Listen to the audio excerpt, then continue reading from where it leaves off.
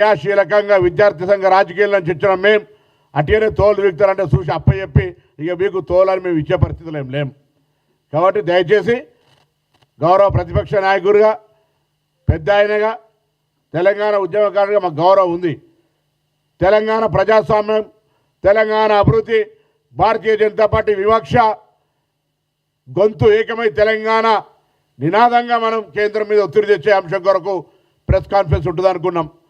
తాన తందాన అన్నట్టుగా మీరు ఇటు మాట్లాడితే సందేట్లో సడన్ ఇయ్యలేక కిషన్ రెడ్డి ఒక లెటర్ రాస్తాడు. అది తెలుగులో సోనియా గాంధీ గారికి తెలుగు వస్తుందా?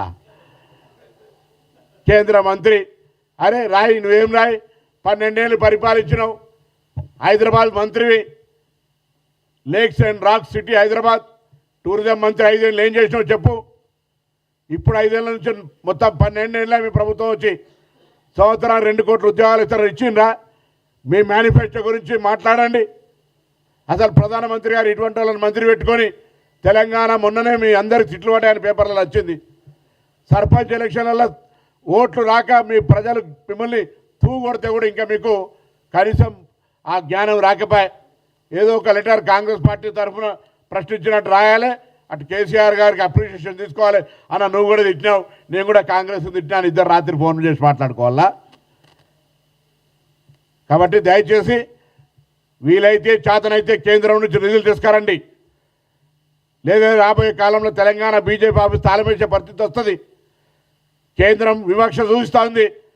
తెలంగాణ ప్రజలు గమనిస్తారు, ఆంధ్రప్రదేశ్కు పక్కకు ఏ విధంగా భారతీయ జనతా పార్టీ కేంద్ర ప్రభుత్వ సహకారం వస్తూ ఉంది. కేంద్ర మంత్రులు వచ్చి ఏ విధంగా పథకాలు వేల కోట్లు, లక్షల కోట్లు ప్రకటిస్తూ ఉన్నారు. ఇక్కడ మేము కట్టిన పన్నులు కూడా సరైన శాతంలో మా తెలంగాణ అభివృద్ధికి వస్తలేవు అనే విషయాన్ని తెలంగాణ ప్రజలు గమనిస్తున్నారు. ఒకరోజు జవాబు చెప్పాల్సి వస్తుంది. జాగ్రత్త. అటు భారతీయ జనతా పార్టీ, ఇటు ప్రతిపక్ష పార్టీ మౌనంగా ఉండి తెలంగాణ ప్రజలకు అన్యాయం చేస్తే చూస్తూ ఊరుకోరు. మేం అధికారంలో ఉన్నాం, ప్రజలు ఇచ్చిన అధికారం ఇది. ప్రజలు ఇచ్చిన అధికారంలో పొరపాట్లు చేస్తే దాన్ని ప్రతిపక్షంగా చూపెట్టే ప్రయత్నం చేయండి. ప్రజలకు తప్పకుండా మేము జవాబు చెప్తాం. ప్రజలకు కోరుతా ఉన్నాం. గత 10 ఏళ్ళుగా అనేక మాటల కోటలతో అద్భుతం, బ్రహ్మాండం అని మాటలకే పరిమితమైనటువంటి బంగారు తెలంగాణ నిజ స్వరూపాన్ని ఎవరు ఎన్ని వేల కోట్లు సంపాదించుకున్నారనే మాట మాకంటే ఎక్కువ వాళ్ళ ఇంటి కుటుంబ సభ్యులను కవితనే చెప్తున్న అంశం తెలంగాణ ప్రజలు గమనించండి. మేముగా ఎవరిపైన కక్ష సాధింపు కానీ, పాకిస్తాన్ లాగా అప్రజాస్వామికంగా జైళ్ళలో వేయడం కానీ, మరణ శిక్షలు విధించడం కానీ అటువంటి కార్యక్రమాలు చేసే విధానంలో మా ఆలోచన లేదు. Is a democratic party. Congress party బాధ్యత గల ప్రతిపక్షం, సమర్థవంతమైన ప్రతిపక్షం ఉండాలని కోరుకునేటువంటి ప్రజాస్వామికంగా స్వతంత్రం కోసం పోరాడేటువంటి పార్టీ. నాకు అర్థం కాలేదు, నిన్న నరేంద్ర మోడీ గారు అంటారు దేశానికి వ్యతిరేకంగా కాంగ్రెస్ పార్టీ ఆలోచన చేస్తుందని. నరేంద్ర మోడీ పుట్టక ముందు, లాగులు దొరక ముందు అంటే నేను కూడా పుట్టలే, పుట్టక ముందే స్వతంత్రం కోసం పొట్లాడినటువంటి పార్టీ, ప్రాణాలు ఇచ్చినటువంటి పార్టీ. ఈ దేశంలో ఏదైనా నిర్మాణాత్మకంగా జవహర్లాల్ నెహ్రూ నుంచి మొదలుకుంటే ఈనాటి వరకు భారతదేశంలో ఏదైనా నిర్ణయాత్మకమైనటువంటి ప్రజలకు ప్రయోజనకారి నిర్ణయాలు తీసుకుందంటే కాంగ్రెస్. ఇలా మీరు మొన్నటిదాకా నెహ్రూను, ఇందిరాగాంధీని పేరు కనబడకుండా వాళ్ళను దుష్ప్రచారం చేశారు.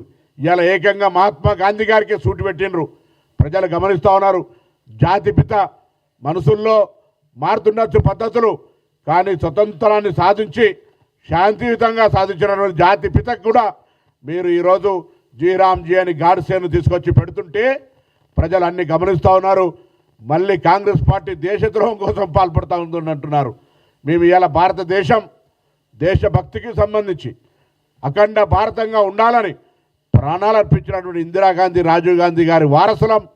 తప్పకుండా కాంగ్రెస్ పార్టీ తరఫున మరొక్కసారి ఈ దేశ ప్రజలకు ప్రజాస్వామ్యాన్ని కాపాడాలని, రాజ్యాంగాన్ని కాపాడాలని రాహుల్ గాంధీ గారి ఆధ్వర్యంలో పోరాటం చేస్తున్న పార్టీ తట్టుకోలేక ఎక్కడికక్కడికి వెళ్ళి దేశానికి వ్యతిరేకంగా పనిచేస్తున్నాం అన్నటువంటి విమర్శ చేయడం మంచిది కాదన్న మాట మనం చేస్తూ శ్రీహరి అని మాట కోరుతాం.